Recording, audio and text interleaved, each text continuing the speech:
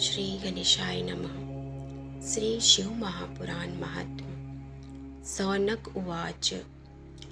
हे सुत महाप्राज्ञ सर्वसिद्धान्वित प्रभो, आख्याहि मे कथासारं पुराणानां विशेषतः। सदाचारश्च सद्भक्तिर्विवेको वर्धते कथं, स्वविकारनिराश्च सज्जनैः क्रियते कथम्।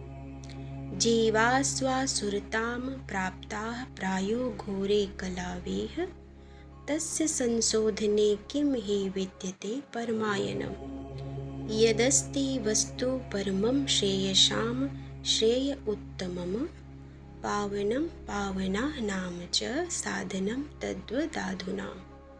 येन तत्साधनेनाशो शुद्ध्यात्मा विशेषतः, शिव प्राप्तिर्भवेत्तात सदा निर्मल चेतसः। हर हर महादेव। आवाहनं न जानामि न जानामि विसर्जनं, पूजा चैव न जानामि क्षमस्व परमेश्वर। हर हर महादेव। जय श्री हरि।